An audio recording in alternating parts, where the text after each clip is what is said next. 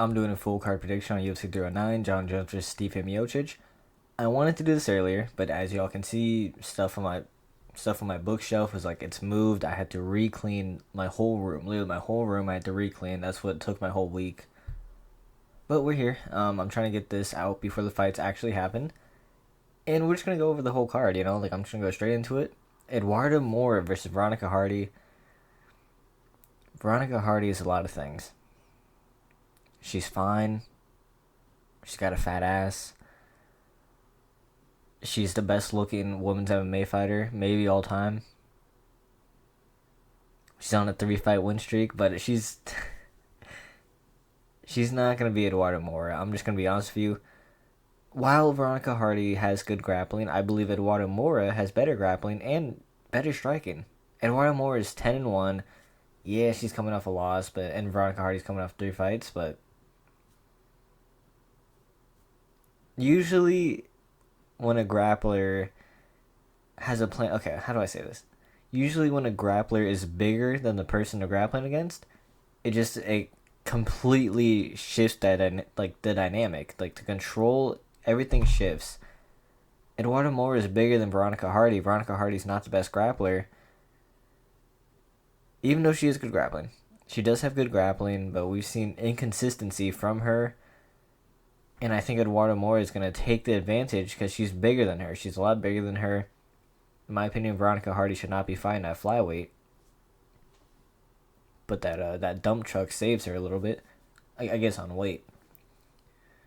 I'm going to go Eduardo Moore. Probably second round submission. You could easily go decision just because it's a woman's fight. It's how women's are. But Eduardo Moore is a finisher in my opinion. And I think she'll be getting the submission win comfortably.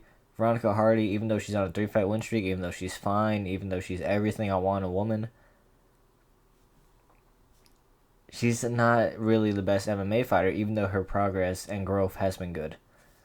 So yeah, Eduardo Moore, second round submission, I would say. Or decision, whatever you want to choose. It's a woman's fight. You know how it is. Basel Hafez versus Oban Elliott. I'm really big on Oban Elliott. I like Oban Elliott a lot. I think Basel Hafez isn't great. But he's only had 2 fights in the UFC to my knowledge. His first fight was the debut against Jack Della Maddalena. That's a hard debut. I'll give you that. Like, if you lose to Jack Della Maddalena, I can't judge you. Jack Della looks amazing. He's had some of the best growth in the UFC. But I mean, his win is Mickey Gall. And I know Mickey Gall, despite him being like 7-6, he's not that bad. He's fought in the UFC his whole career. And his most notable win, in my opinion, might be CM Punk. I'm gonna go Oban Elliott because Basel Hafez, his striking's not great. He's very grappling heavy in my opinion, or he likes to lean on grappling. Oban Elliott, he just fought Preston Parsons, who was a great wrestler. Oban Elliott has great counter wrestling. He has great ability to say, okay, you're shooting for a takedown. Let me look for my own thing here. He's very opportunistic. He's got good striking, good counter wrestling. He makes the most out of situations, and he's ready to throw. Like, he just throws down. He's part of these British guys, because there's some British guys. Is he British or Welsh? He's one of those. I know British people hate, like, Welsh and all that shit. I don't really get it. But he's one of those guys from that region who they pick up grappling very easily. They have really great intuition and instincts when it comes to grappling. And Basel Hafez's best win is Mickey Gall. I trust Oban Elliott. Like I said, he just fought a wrestler, and he showed amazing. He completely shut down the wrestler. And he has good counter wrestling. Usually, in my opinion, right, when you're fighting a grappler, don't focus on, okay, I'm on my back. How do I get up?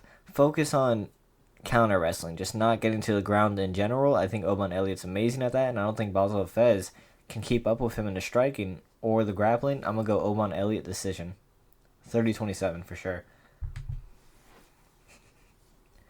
Mickey Gall on a Madison Square Garden card against Ramiz Brahimaj. I'm just going to call him Ramiz. I'm not going to pronounce his name the whole time. Mickey Gall versus Ramiz. Ramiz is literally, he has 10 submission wins. He all his wins have been by submission, and it seems like when he doesn't get the submission, he just loses. He's 10-5. He's not great, but he's fighting Mickey Gall, who's not great, but Mickey Gall has... He's got that dog in him, you know? Like, he'll push through a lot.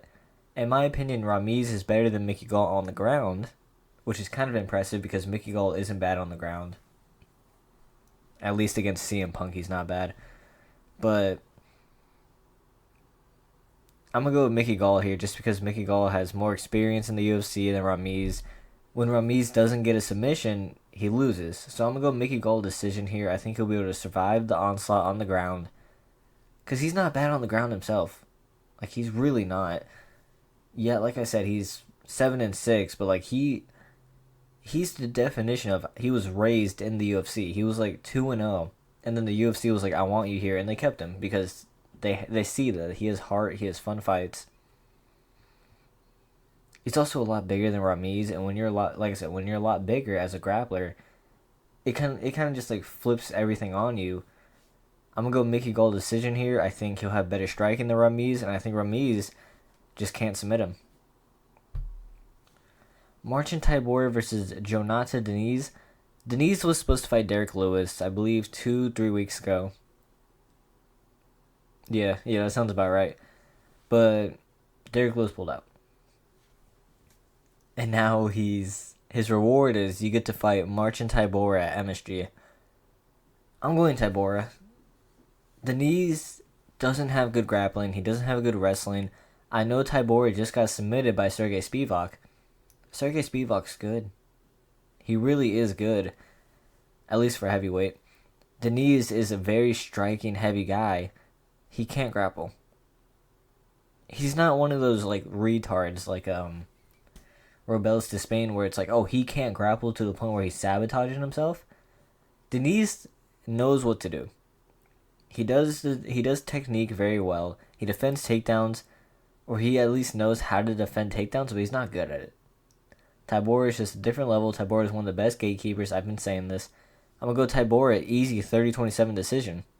Because in my opinion, the closest comparison to this fight is Tai Tuivasa versus Marcin Tybura. You watch that, Tybura destroyed him. Just, Deniz he has less experience than Tai Tui on the ground. Like I said, he's not a retard, so he doesn't sabotage himself, but Tybura just has way too much experience against the top guys, and he has better grappling in my opinion.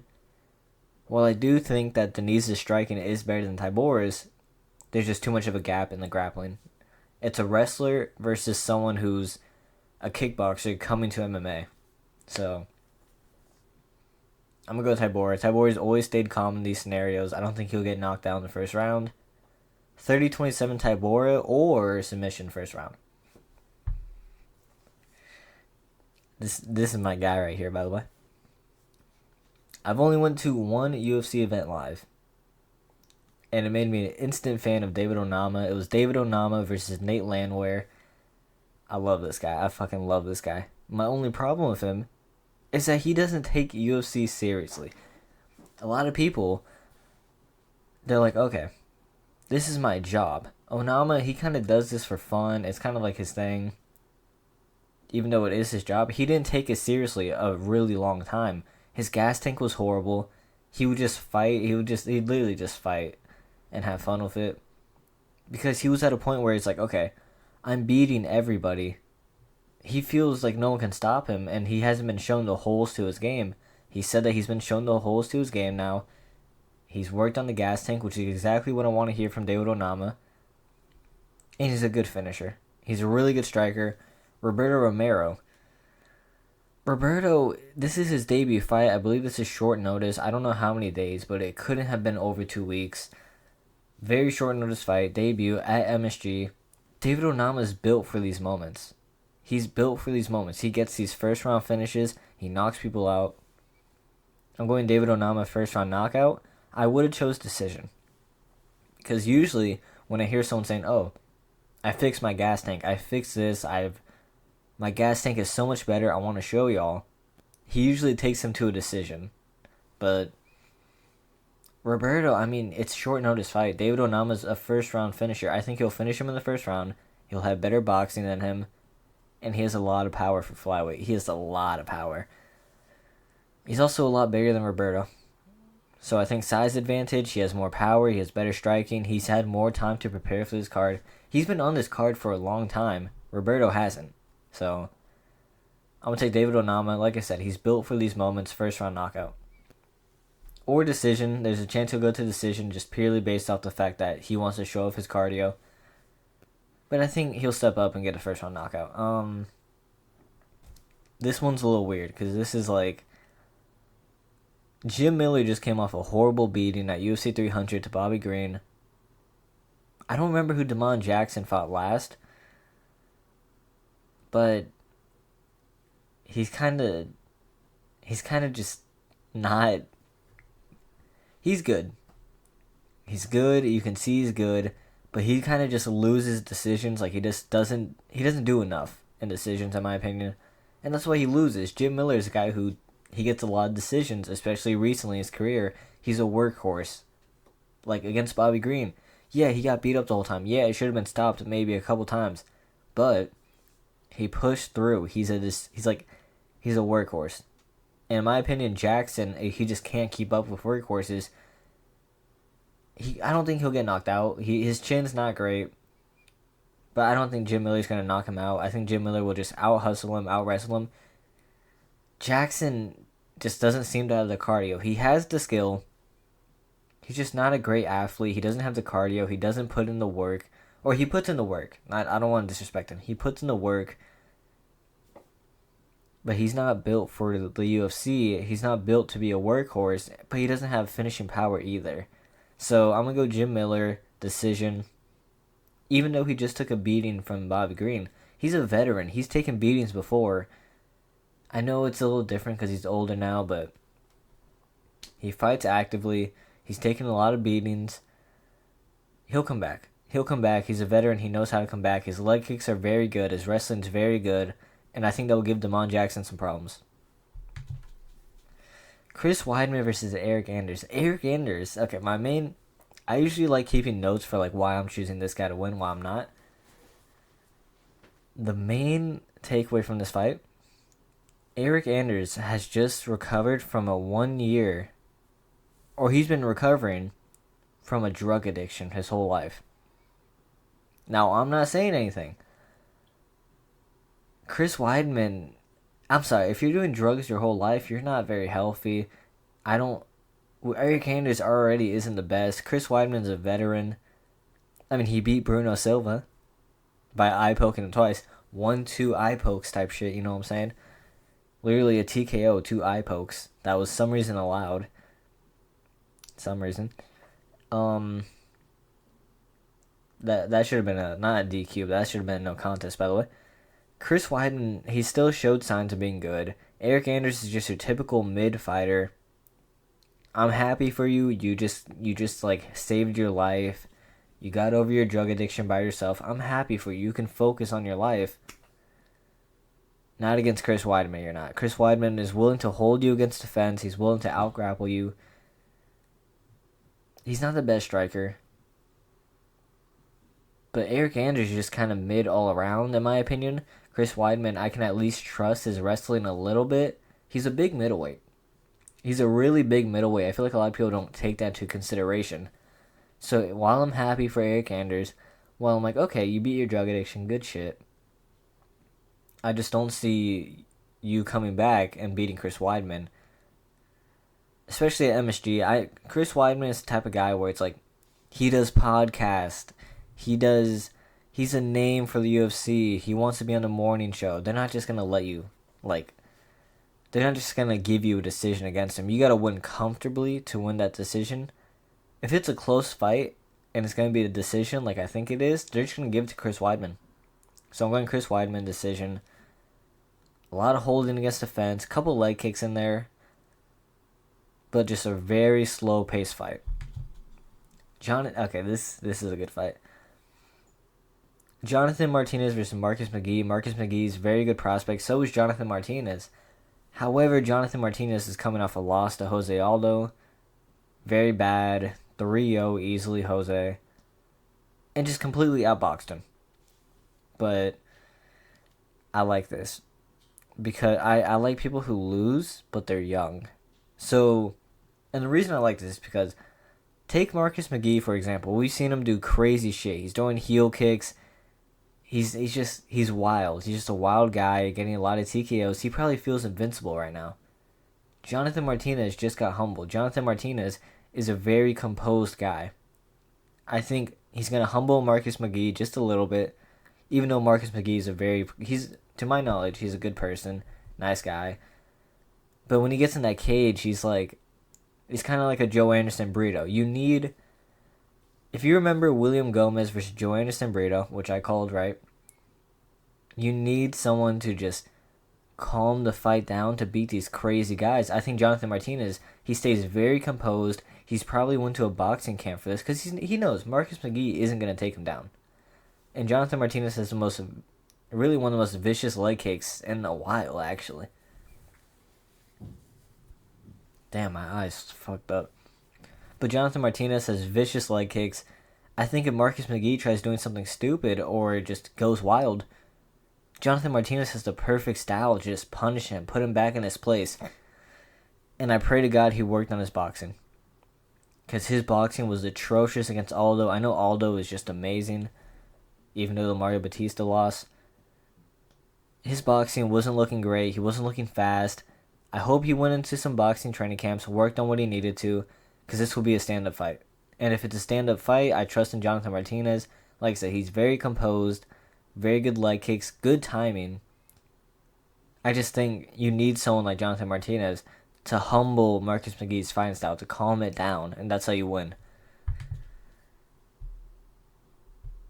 There we go. Mauricio, I'm just gonna call him. Okay, so I was watching the morning show. Yeah, I stayed up till like 8 a.m., which I know I should be waking up, but like I have a very bad sleep schedule. I stayed up till 8 a.m. to watch this. Is his last name actually? I guess Mauricio Rufy. That's a crazy last name, by the way. Versus James. I'm not even gonna pronounce that shit. I'm not even gonna try to. So I'm just gonna call him James. I'm gonna call him Mauricio and James. Fuck it. I'm with Mauricio pretty easily. James is coming off 2 losses. This is a 3-fight short notice. Or no, not 3. This is a 3-day short notice fight for James. Mauricio, great prospect. Really good finisher. I'm pretty sure I think he has 10 or 9 TKOs. The last thing you want to do is go in a short notice fight against someone who's, in my opinion, a great finisher. I believe James missed weight, though. I believe he missed weight, and this is at catch weight. But I'm pretty sure the fight's still going. Mauricio's a beast. I'm going to go Mauricio first round knockout. I don't trust someone who misses weight, steps in on 3 days' notice, already on a 2-fight losing streak against a guy like Mauricio, who's just a great dynamic striker. I'm going to go TKO Mauricio first round. James is good, but I don't think he's really UFC level in general, especially for someone like Mauricio. I really don't trust it. So first round TKO Mauricio. There's not much I can really say about it. It's also, James is a striker. He's a finisher. He's not going to finish Mauricio, in my opinion. The last thing you want to do against a finisher and a striker like Mauricio is give him a striking fight on short notice. It's just, I don't think he'll be able to wrestle him even if he tried. But we're moving on. Karine Silva versus Viviane Araújo. I'm going Karine Silva. Both these people are really good at jiu-jitsu. Karine Silva especially. Viviane just lost. She just lost. She has good grappling, but she's very, she doesn't finish all her fights when she gets to the ground, kind of like Karine Silva does. She has a lot of decisions, a lot of submissions too. But Karine Silva has more experience, in my opinion. Karine Silva has shown when the fight gets to the ground, I will finish you. When a fight gets to the ground, I can finish you from anywhere. Amazing jiu-jitsu. And this will be a grappling heavy match, in my opinion. I gotta go Karine Silva submission second round. I don't think Viviane can keep up. Viviane's coming off a loss. I don't remember to who, but it wasn't a great loss. However, Viviane's losses, keep this in mind. Viviana's losses were to good people majority of the time. I believe she lost to Alexa Grasso. Some more names on there, but I just can't remember right now. But Karine Silva has just been kind of running through people's submissions, and if it's a grappling heavy match, like I think it will be, Karine Silva will eventually find a submission, in my opinion. Yeah, second round Karine Silva submission. Bo Nickel to Paul Craig. I hated this call out from Bo Nickel. Or not from Bo Nickel, from Joe Pyfer. I'm going Bo Nickel knockout. I'm gonna be honest with you. I know Bo Nickel is known to be a wrestler, and I know he's only knocked out like Val Woodburn. At least in the UFC.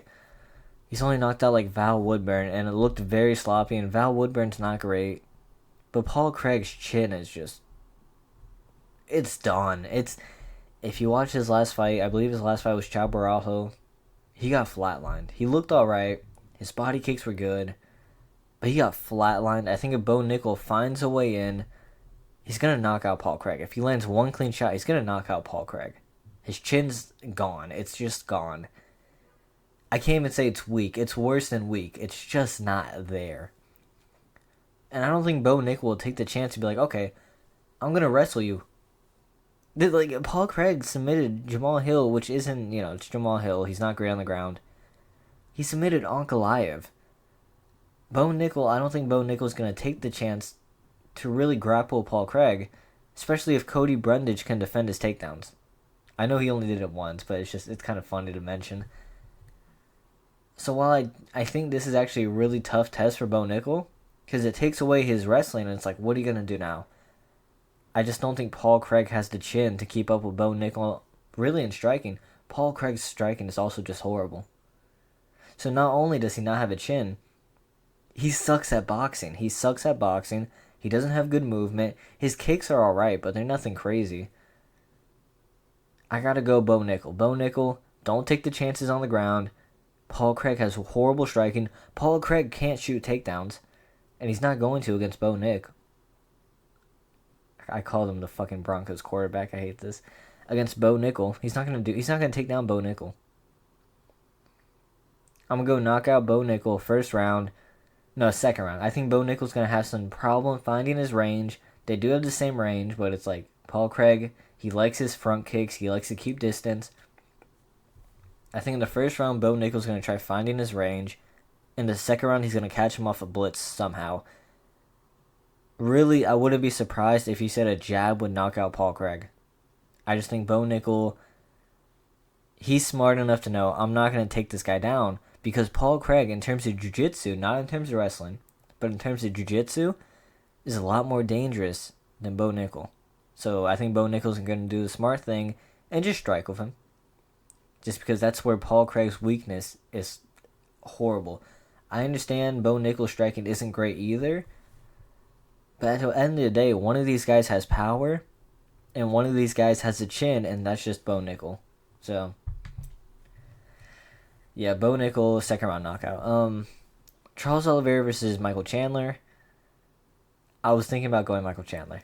And then I realized, holy shit, this guy hasn't fought in 3 years. I believe he hasn't fought in 3 years since November against, I want to say Poirier or Gaethje. I'm going to go Charles Oliveira. I think Michael Chandler does very stupid things on the ground that can lead to submissions very easily for Charles Oliveira. He got rear naked choked by Dustin Poirier. And before you say anything, yeah, Dustin Poirier put him through a lot of hell. I think Charles Oliveira, he could do the same. Even though Michael Chandler looks like he's in great shape, Oliveira's already beat him. He already beat him when Michael Chandler was looking amazing. Granted, Oliveira could have lost that fight very easily to Chandler. Very easily he could have lost that fight. But when I look at the resume of Oliveira and Chandler and who they fought recently, Michael Chandler hasn't fought in 3 years. Oliveira's fought Islam Makhachev, which he lost. He fought Beneil Dariush, TKO'd him in the second round. He had a very, very close fight with Arman Tsarukyan. I think Arman Tsarukyan won that fight, but my point still stands. It was a close fight. And it's like Michael Chandler's getting submitted by Dustin Poirier. I want to double check on that because I do believe it was a rear naked choke, and that's kind of my whole basis for this pick. I'm not even gonna lie. Like I'm not gonna be like, oh, I'm gonna pick fucking Oliveira because he's just better all around, which he could be. Besides wrestling, I think Michael Chandler is better at wrestling for sure. Okay, my bad. He hasn't fought since November 2022. Where yeah, he got submitted by Dustin Poirier. Like I said, Chandler just does very stupid things. He likes to blitz. He likes to rush out of certain scenarios. This is a 5-round fight. You can't rush out of these scenarios. Charles Oliveira will find a way. Charles Oliveira has a pretty good gas tank. He's very calm, surprisingly. I know you look at his resume when he just became champion, he was knocking people out and finishing them. He's very calm. A lot of those came from him being calm and just finding the good shot. And I think Arman Tsarukyan is top 3 best lightweights in the world. I think it's Islam, Arman, Oliveira. And Oliveira just had a great performance against Arman. So, who, in my opinion, Arman probably is stronger than Michael Chandler and has a better physique than Michael Chandler, a better frame. I'm going Oliveira rear naked choke round 3. I'm going to go round 3 on this. I believe the first fight ended in round 2, TKO for Oliveira. I'm going to go Oliveira rear naked choke round 3, yeah. Because I think it'll be stand-up fight. Like, it'll be a good stand-up fight, a good brawl for the first 2 rounds. I don't see Oliveira going out. I don't see Michael Chandler going out. But I do see Oliveira cracking Michael Chandler, maybe dropping him, but cracking Michael Chandler, shooting on him, or Chandler does a desperate shot. Oliveira transitions to the back after sprawling the takedown and just locks into rear naked choke. Yeah, I'm going rear naked choke round 3. I like Oliveira's grappling a lot more. Michael Chandler is very desperate sometimes to where he'll get rocked and you know he's going to shoot a panic takedown or he's going to run away. One of those. It's always one of those. We've seen Oliveira, he can counter the running away from Michael Chandler. That's how he did it in the first fight. Oliveira is very calm. He's very calm. He looks for great shots. Look at the first fight. He looked for the shots. Even when he was rocked, he was looking for stuff. But he didn't rush anything. Yeah, I like Oliveira round 3. I just convinced myself crazy. This fight. Hear me out. Just hear me out. I am on I want to say 8-fight main event like pick streak right now where I've gotten the picks right for 8 main events in a row. I'm going to risk all of it. I want to hit 10. I want to hit 10 main events in a row. I'm going to pick Stipe Miocic.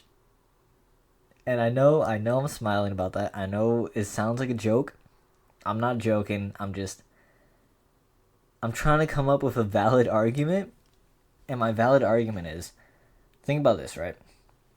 Stipe, he's not a stranger to sitting out. He's sat out multiple times. Not for this long. Definitely not for this long. Not coming off a horrible loss. But he sat out. Remember when he waited for the DC rematch?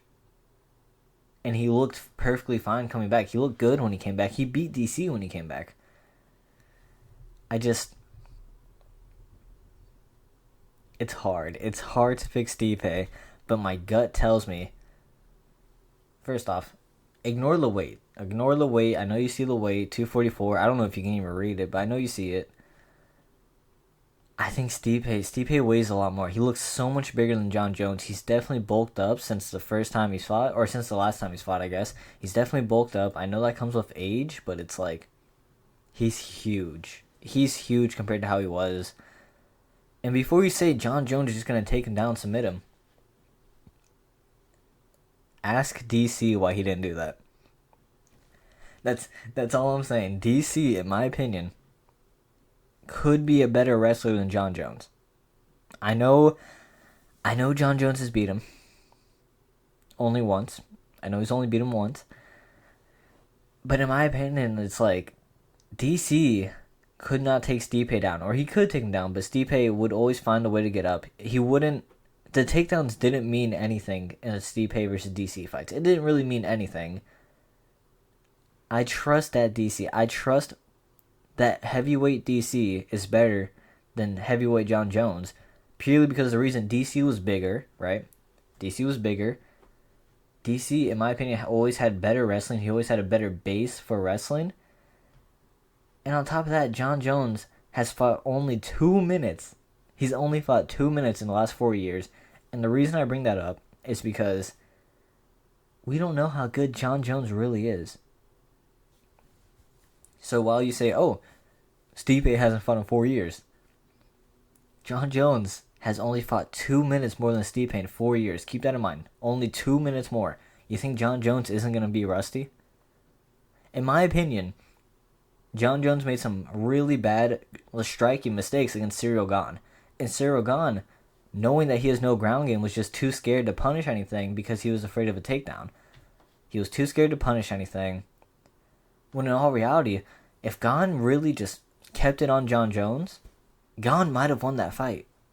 Because there was many mistakes that left John Jones open. Many mistakes. DJ breaked it. Watch DJ's video. Demetrius Johnson. Watch his video on the breakdown. You've seen there's really bad striking moments for Jones where he'll twist like this. He could have got followed up on. But Gane either took a dive, which I still believe is a possibility. He either took a dive or he was too afraid of the takedown. In my opinion, Stipe's fought DC 3 times. Stipe fought Fabricio Verdum. I know it's a long time ago, but what are we basing John Jones' legacy off of? A long time ago. It's the same thing. It's if you can bring up John Jones' win against Shogun Rua, I can bring up Stipe versus Verdum. It's like he's fought grapplers. He has good takedown defense. He's a lot bigger than John Jones. Maybe not height-wise, maybe not reach-wise. He's the biggest guy that John Jones has ever fought. And what happens when John Jones fights someone his size? He loses. He lost to Dominic Reyes. Clearly. And by the way, he's only fought that one time in 4 years against Cyril Gane. The fight before that, he lost to Dominic Reyes. So he only has 2 minutes inside the octagon for 4 years. That's not much more compared to Stipe. And from what I've heard, Stipe, he's been looking great at scrambling. Heavyweight's an old man's division. Besides Tom Aspinall, you have your little like, oh, Tom Aspinall, you know what I'm saying? But heavyweight, a lot of the top heavyweights, they can be older men. You know, it's not like flyweight where you can't be 40 stepping in there. Heavyweight, you're not fast, so you don't need to have that ring rust because speed isn't as important at heavyweight. What's important at heavyweight is wrestling base and power. Stipe has a wrestling base and he has power. He maybe doesn't have the best wrestling. He maybe isn't better than John Jones at wrestling. But hear me out, right?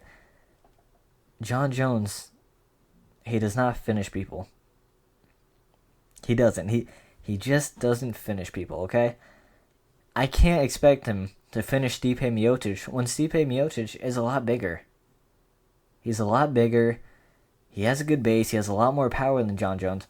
And you could say, oh, he beat Alexander Gustafsson. He TKO'd him while on PEDs.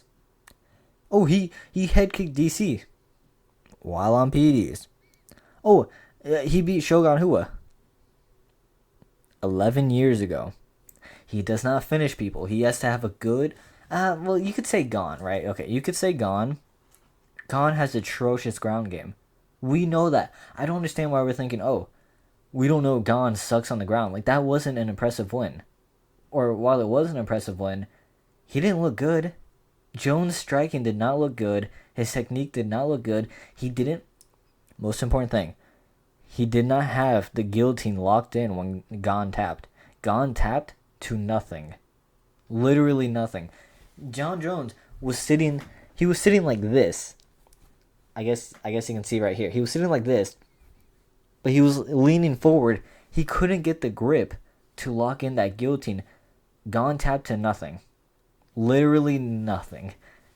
I can't expect John Jones to take Stipe down and just beat him effortlessly. And I can't expect John Jones to go to a decision with Stipe.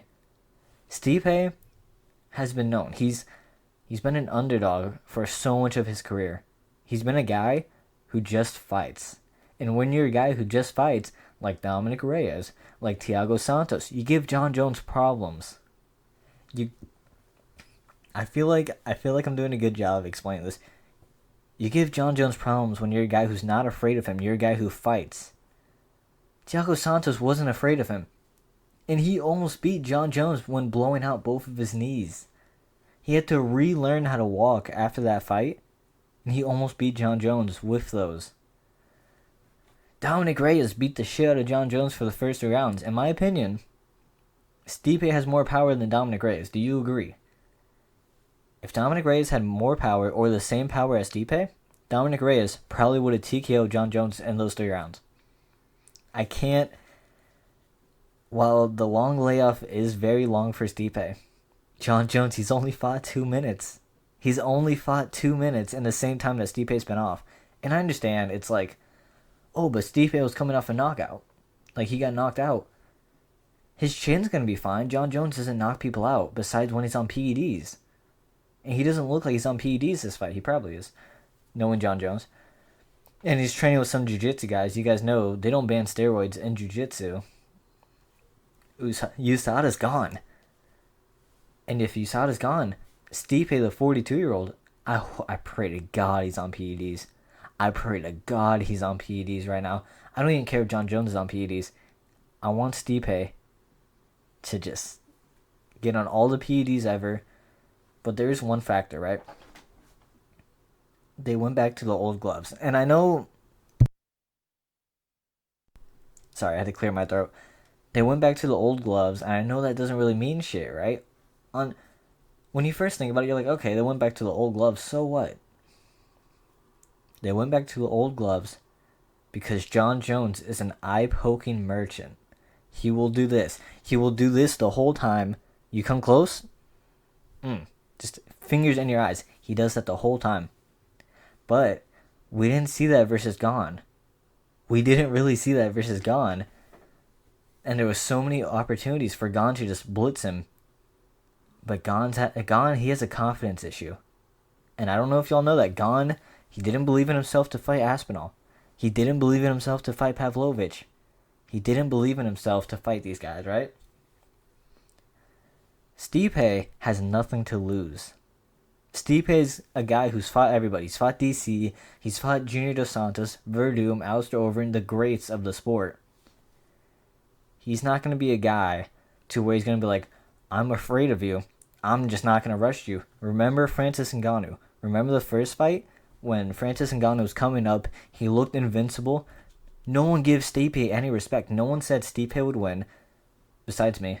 I did say that, but I was like 10 years old, so it doesn't matter. No one said Stipe would win. Everybody said Ngannou looked invincible. And I understand in the second fight, yeah, obviously that didn't go Stipe's way. But Stipe, he fights like he has nothing to lose. He's been an underdog before. He's not scared of people. I can easily say, I know people were saying, oh, John Jones isn't scared of anybody. Stipe isn't scared of anybody. He fights DC. He gets knocked out by DC in the first round, and the first thing he says is, I will wait a whole year just to fight you again. I will fight you, and I will win. He gets beat up in the first and second round. He comes back and he wins. He doesn't give up on himself. There's so much here that I can think Stipe does better than John Jones. And when I think about the layoffs, I'm like, okay. John Jones is basically on the same layoff along with a pectoral tear. They're both coming off losses. While Stipe Miocic came off a loss to Ngannou, John Jones was coming off a loss to Dominic Reyes before he fought Gane. And John Jones, you know Tom Aspinall's on his mind. You know it. You know mentally Tom Aspinall's on his mind. And I know people are saying, oh, John Jones is on Tom Aspinall's mind. Tom Aspinall is panicking. Tom Aspinall needs a good performance against Curtis Blades. If John Jones doesn't have a good performance against Stipe Miocic, there's no debate. There's no debate. People already think Tom Aspinall is better than John Jones. Imagine it after this fight. If he loses or if he hell, even if he doesn't lose, if he loses, on top of that, if he has a bad performance, imagine. John Jones isn't mentally prepared for this fight. He took the second longest to weigh in. He was struggling making weight. Stipe Miocic was one of the first guys to make weight. Stipe looks ready for this fight. Stipe's annoyed because John Jones is an asshole.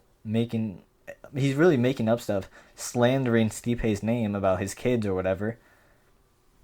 It's just everything I see. I like Stipe. I like Stipe as an underdog. I want it. If I get this right, it will be 9 main event picks in a row that I got correct. And if I get this right, I'm the best predictor. And I'm I'm really a risk taker. I want to go Stipe. And I know it's so easy to say John Jones just takes him down, destroys him. When does he do that? When has he done that in the last 10 years? Okay, maybe not the last 10. When has he done that in the last 6 years?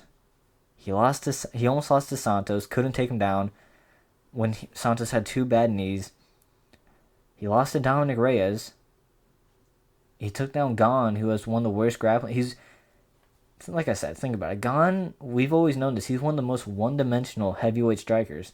And the only reason he's really good is because of his movement. But the Gon you saw versus John Jones was not the same Gon. He was scared. And you can say, oh, it's John Jones' aura. I agree with you. John Jones has lost so much aura. And when you say, oh, aura, it's not real, it is. It is real, despite what you may think. It is real. John Jones has lost so much. Everybody thinks he's a duck. He's not confident in himself to beat Aspinall. I barely think he's confident in himself to beat Stipe. I'm going Stipe 3rd round knockout. I don't think John Jones will have the same success wrestling like he did against Gon, especially because he's just coming off a pectoral tear from wrestling. He doesn't have the best movement like you saw against Gon. If Gon really just blitzed on him one time, he could have landed something really good to put John Jones in his place. I love Stipe's odds here. And like I said, I'm a risk taker. I'm going Stipe. 2nd round knockout. I'm going to switch to 2nd round. He might have a pretty bad 1st round where he's just getting used to it. But when I say, don't expect John Jones to have the same level of wrestling he did against Francis, or that he did against Gon, because he ducked Francis. Don't expect him to have the same level of wrestling. Don't expect him to have the same success. Don't expect him to have great striking, because he never has. He's always been fundamentally not great at striking, and he's made tons of mistakes, but he's got to wait for it, because he's a huge light heavyweight. Now he's at heavyweight. It's a different game. He's fighting a person who can do it all. And he's fighting someone a lot bigger than him, weight-wise. Stipe looks fucking amazing. Shape-wise, you gotta agree with me. He looks amazing. He weighed in instantly. That's how you know it's good. John Jones took forever to weigh in. John Jones mentally isn't in the right place, and I've always thought he was overrated. Despite what you may say, John Jones, you could say, oh, he's the best MMA fighter of all time. Yes. Skill-wise, no. Resume-wise, yes. Skill-wise, no. He's very one-dimensional. I know you see him do eye pokes and you see him do elbows, and you're like, oh, shit, he's amazing. His striking's amazing. His striking sucks. He couldn't... Yuri Prochazka. I'm willing to bet that Yuri Prochazka would have beat John Jones. I'm willing to bet Jamal Hill would beat John Jones. And I'm very confident in those statements. I don't think John Jones is amazing. When I watch him fight, I don't see a guy who's amazing. I see a guy who's very wrestling heavy, very athletically. He leans on his athleticism a lot because he's coming from the famous John Jones family. And he's just mentally not in the right place. He's turning down interviews because he's scared of questions about Tom Aspinall. They were chanting Tom Aspinall. Imagine if they chant Tom Aspinall during the fight or on its walkout. You know he's going to be so mad. He's going to do some stupid shit like he always does. Like he beats his wife, stupid shit. When he gets mad, he does stupid shit. He hits and runs pregnant ladies, stupid shit. Beats his wife, stupid shit. Makes up random beef with Stipe Miocic, stupid shit. And I know I'm saying, like, if John Jones is mad and he does stupid shit, why wouldn't that affect Stipe? I want Stipe to be mad because I want Stipe to blitz in. Stipe has more power. Jon Jones, what is Jon Jones going to do? He's going to change level randomly and pick up Stipe and just take him down? No, he's not going to change level randomly and double like Stipe. He's a torn pectoral. He's not that strong compared to these guys. Stipe's massive. Stipe has good wrestling defense. Stipe, the one worry I have is I don't know how good his mobility will be, because you saw him when he's walking to the cages. His knees aren't the best, but from what I know, he hasn't really had a huge knee injury. He's been fine. I trust Stipe. I trust Stipe will have a good 2 rounds of cardio at least. And if he does, and he blitzes in, I think he will TKO Jon Jones in the second round. I don't know if I've done a good job convincing you. Truth be told, I don't care if I convince you. I'm locking in Stipe here. I really am. Like I said, I just don't trust Jon Jones. He's not an amazing fighter. I mean, Dominic Reyes beat him, and look where Dominic Reyes went. No disrespect, I love Dominic Reyes. He deserves a lot. He's went through a lot. Also, Jon Jones is a very undersized heavyweight. Not very, but he is an undersized heavyweight. He's a huge heavyweight. But he's not a huge heavyweight because he's fat. He's a huge heavyweight in muscle, in bulk. Yeah, Stipe's second round knockout. Like, subscribe if you enjoyed the video. Tell me if you agree with me or if you don't. And come back, because after the fights, I'm going to do a review. And I'm either going to be very depressed or I'm going to be very, very happy if Jon Jones loses. I hope to see y'all again. Just pray with me. Pray with me that Stipe wins. Because we know Jon Jones isn't going to fight Tom Aspinall. So pray with me that Stipe wins. And Jon Jones doesn't get his way because he's a wife-beater, horrible person. I trust Jon Jones will get justice in some way, shape, or form. And this would be the ultimate time for him to get justice. If Stipe off a 4-year layoff comes and knocks him out. I feel this in my bones. I feel this everywhere. I feel it in my boner. I want to see y'all come back after this video tomorrow, or whenever you're watching this after the fights. I will make a video. I want to see y'all come back, and you can either clown me or you can just praise me as a genius and your Lord and Savior. But yeah, like, subscribe if you enjoyed the video. Like I said, I hope to see y'all. At the end of the day, I did clown on these fights. I said this card sucked. I like this card a lot. I'm very hyped for this now that's closed. But I'm a UFC fan. I clown on everything. I hate on everything until it's about to happen, right? So I appreciate all the support, and I appreciate everybody watching the video.